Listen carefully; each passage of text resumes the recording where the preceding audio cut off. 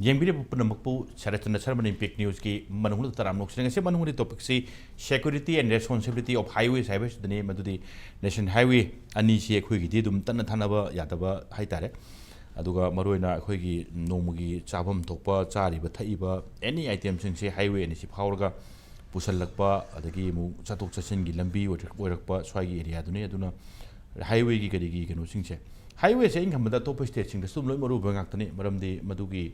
Any supply line has in highways haraga kun essential commodities kari pusalak paina sum chatkiba aduga supply line haragadi loin yore swai laudoi se adu top state singin mu comment tauge da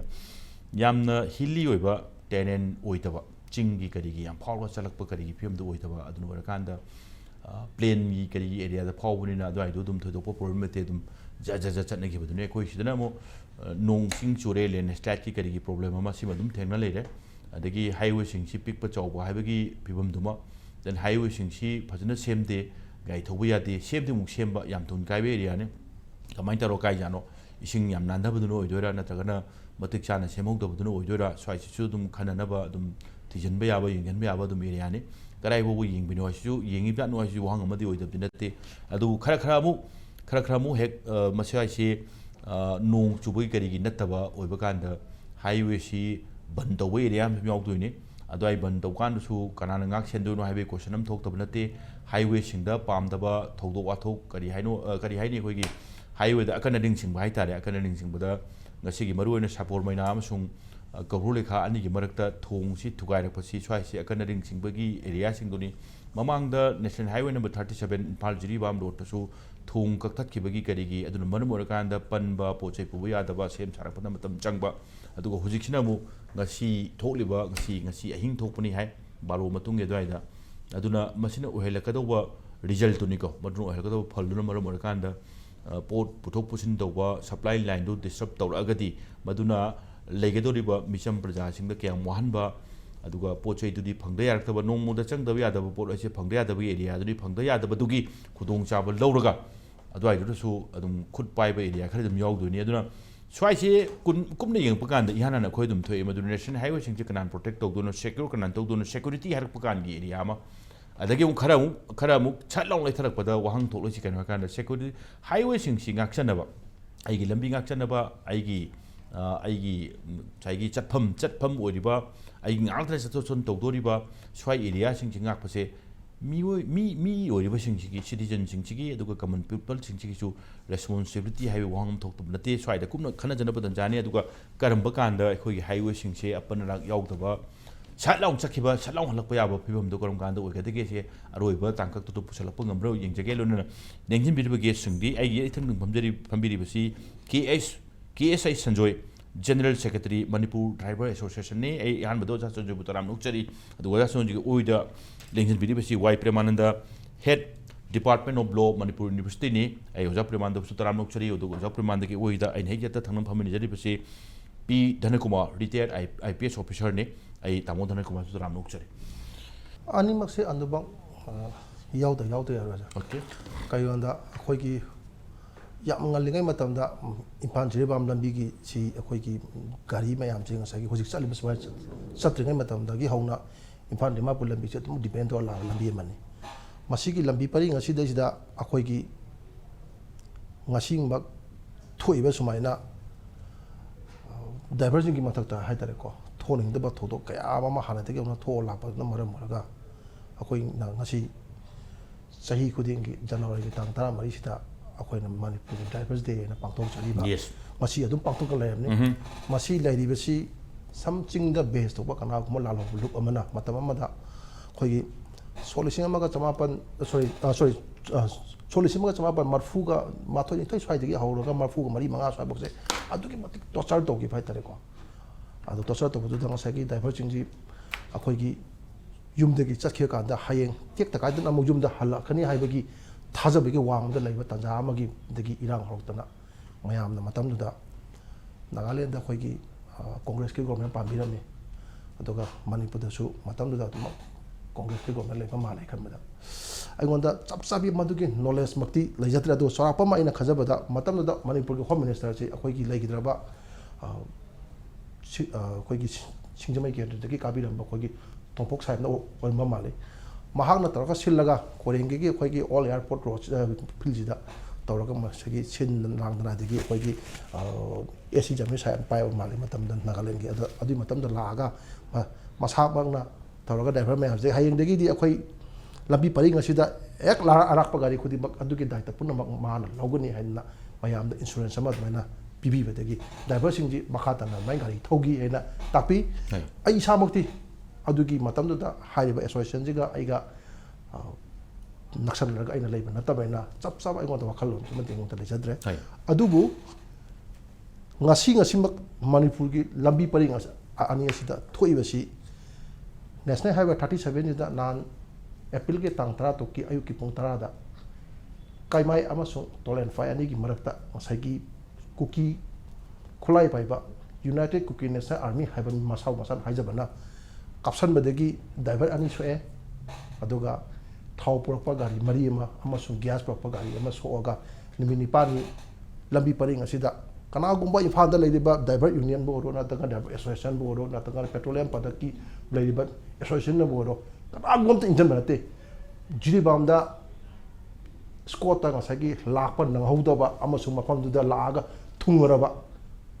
petroleum product ꯄꯨꯕ ꯒꯥꯔꯤꯕꯨ ꯑꯣꯏꯔꯣ ꯅꯠꯇ꯭ꯔꯒꯅ ꯃꯅꯤꯄꯨꯔꯒꯤ ꯑꯩꯈꯣꯏꯒꯤ ꯅꯣꯡꯃꯒꯤ ꯆꯪꯗ꯭ꯔ ꯌꯥꯗ꯭ꯔꯕ ꯄꯣꯠꯁꯛꯁꯤꯡ ꯄꯨꯔꯛꯄ ꯗ꯭ꯔꯥꯏꯚꯔꯁꯤꯡꯅ ꯃꯁꯥꯅ ꯃꯁꯥꯕꯨ ꯑꯩꯈꯣꯏꯒꯤ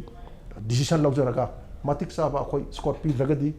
ꯃꯇꯤꯛ ꯆꯥꯕ ROP ꯄꯤꯗ꯭ꯔꯒꯗꯤ ꯑꯩꯈꯣꯏ ꯒꯥꯔꯤ ꯊꯧꯕꯒꯤ ꯉꯝꯖꯔꯔꯣꯏ ꯑꯩꯈꯣꯏ ꯃꯈꯥ ꯇꯥꯅ ꯁ꯭ꯇꯥꯏꯜ ꯄꯥꯏꯖꯔꯔꯣꯏ ꯍꯥꯏꯅ ꯃꯣꯏꯅ ꯃꯁꯥꯅ ꯂꯦꯞꯆꯈꯤꯕꯅꯤ ꯍꯥꯏꯕꯁꯤ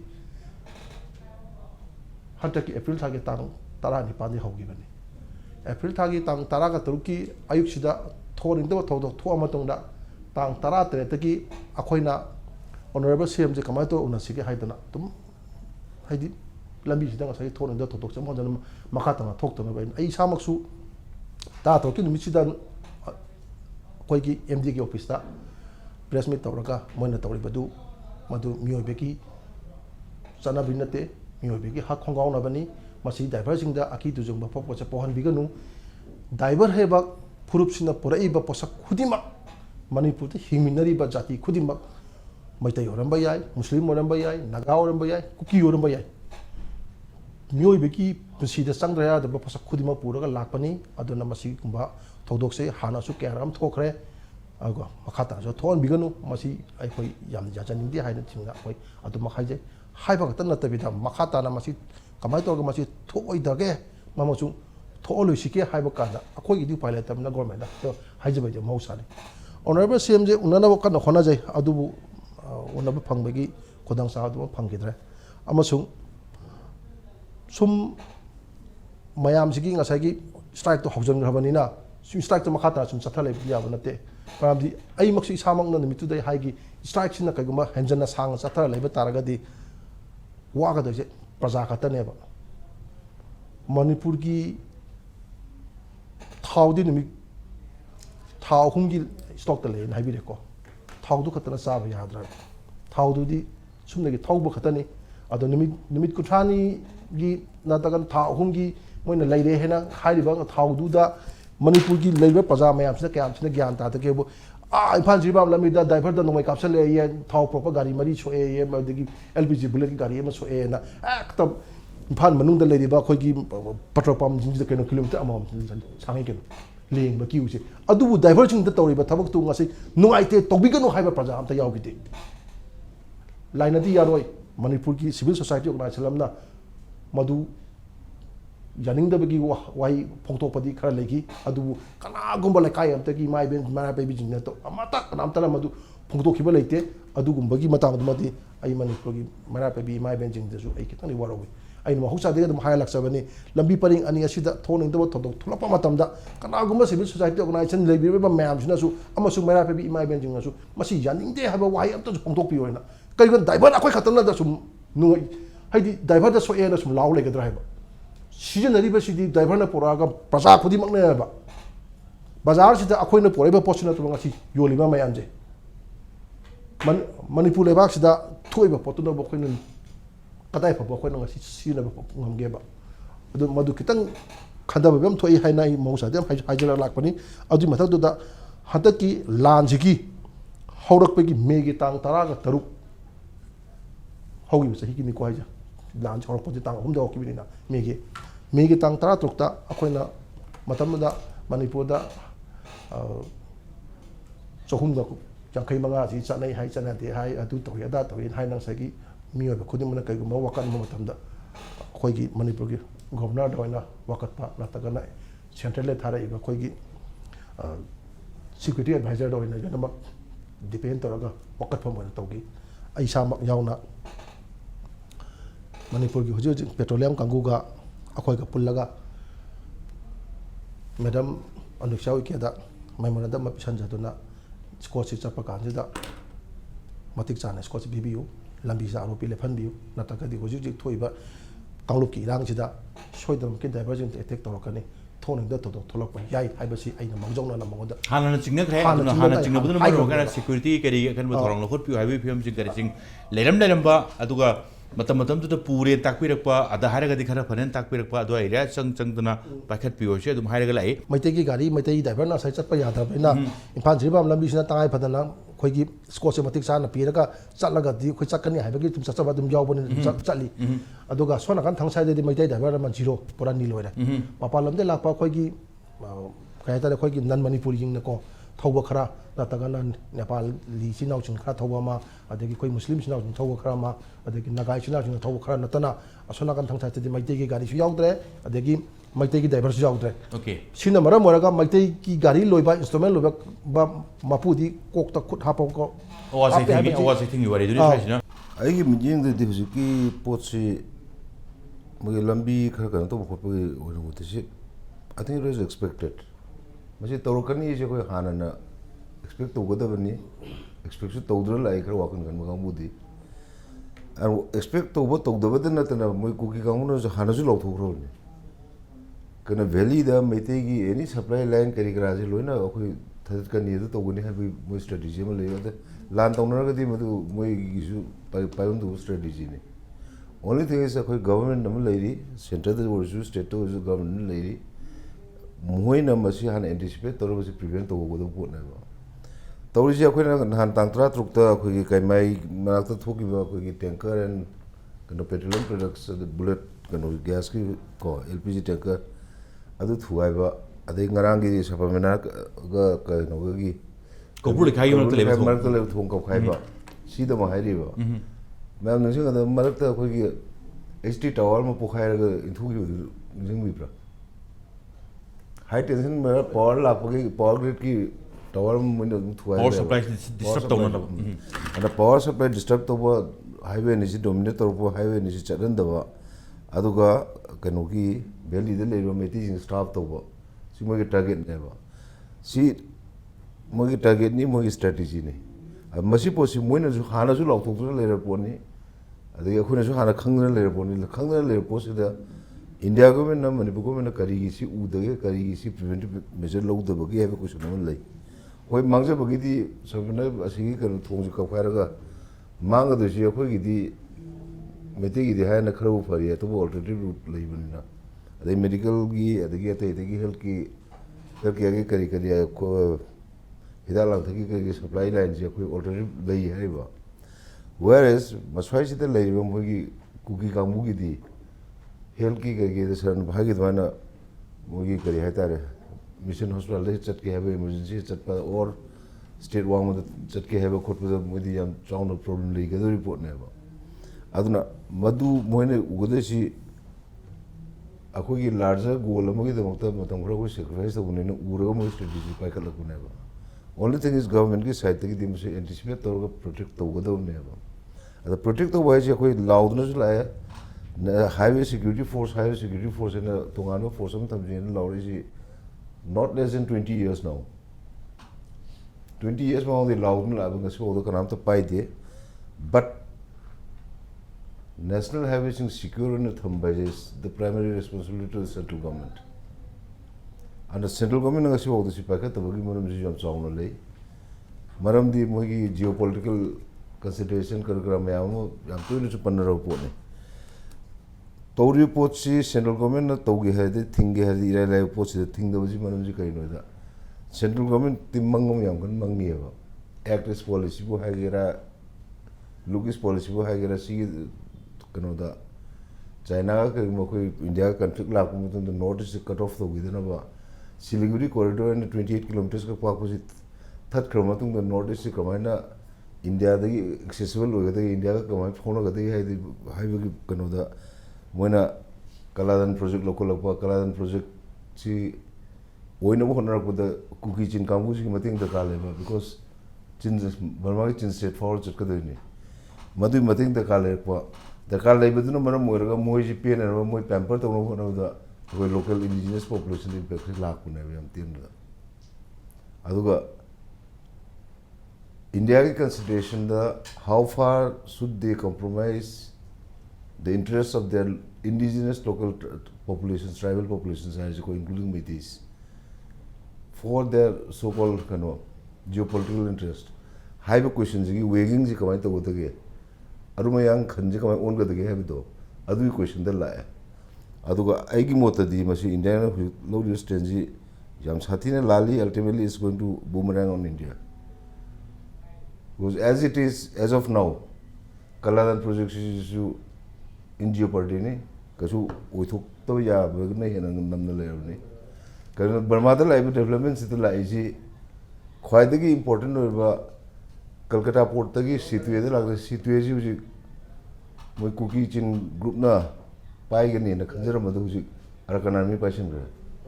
but geopolitics ki akan ba hongak pa phibam amagi khudong chawa chawa yengnak pa area nu dam ade palitwa na mogi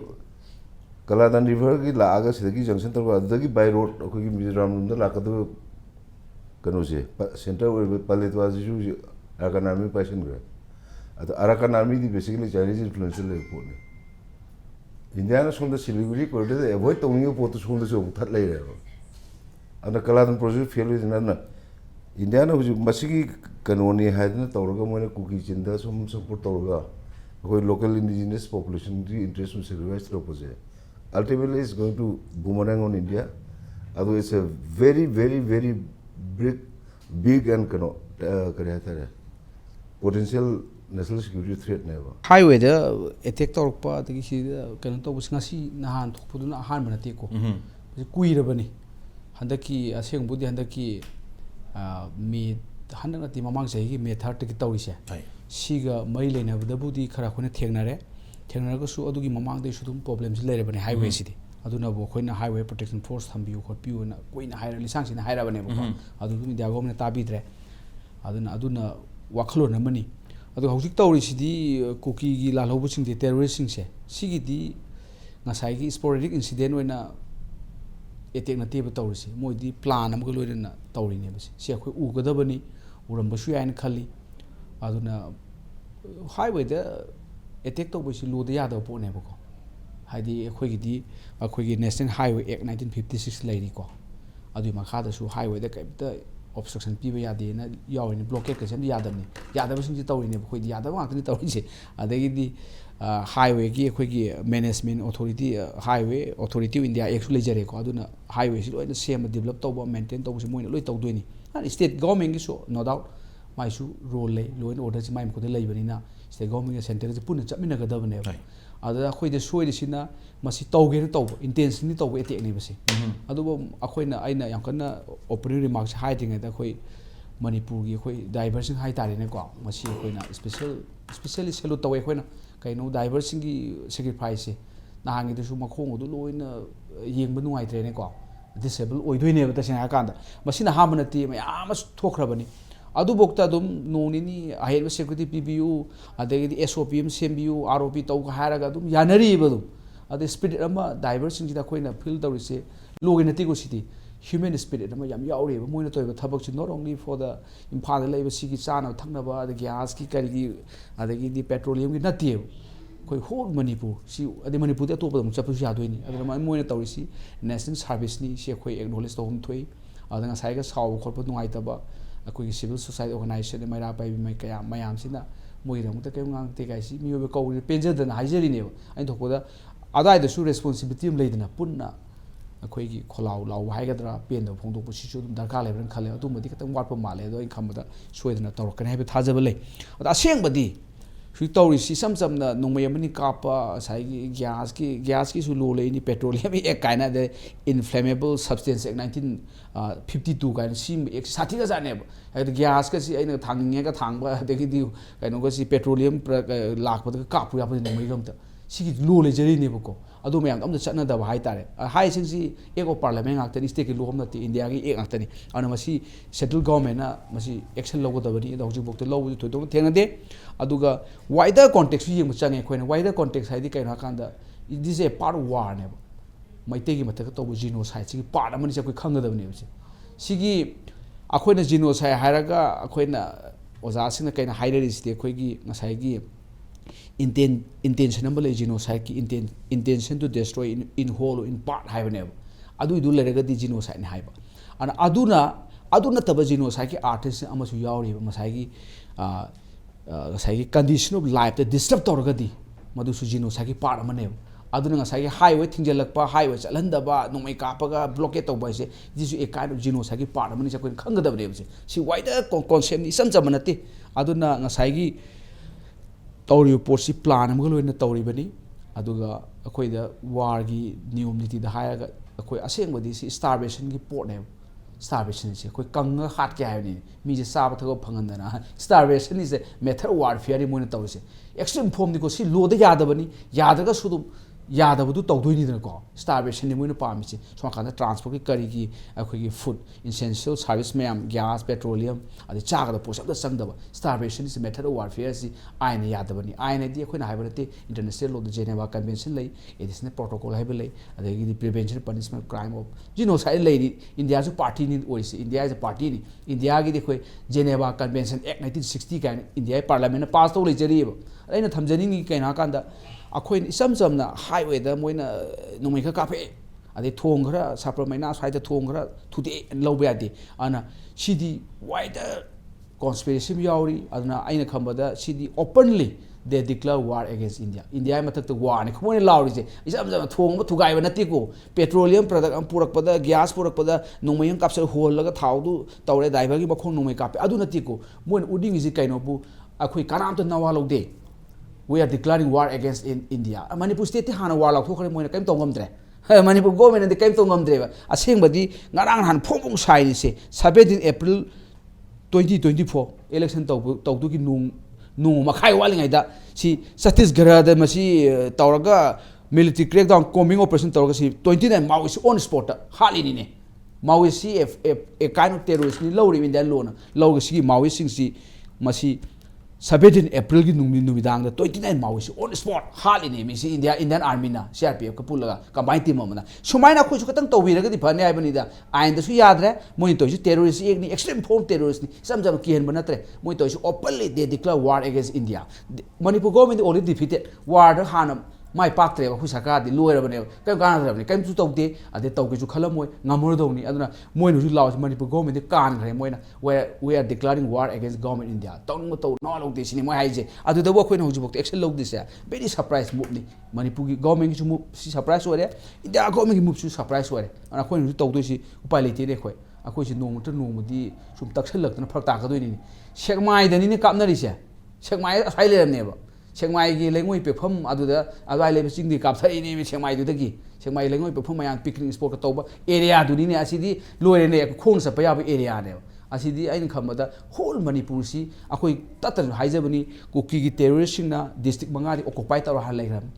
occupy territory ko international law kaim gi cheninga lebjan adu nu tawni tawri ni occupy territory ni district manga amuka panjarabada hujigi tengnopal du ne Chuchampur ne Frezol ne adagi di Sandel park khara ne adagi Kangpopi district manga ji moi occupy taw laramni aduna occupy territory kaim taw ngamuroi ko adui mathakda hujik pho khoi action lawde ana in khamada sigi posi de in khamada upai lete ne khoi Manipur India is hand taw da moi mathakda upai lete we are bow down akhoi noi khoram jari kuki militant sing India thuni loksan biro Manipur sin pan biro haiban tru upai lete sida u yeng lei basi surprise move ne an upai so lete sidi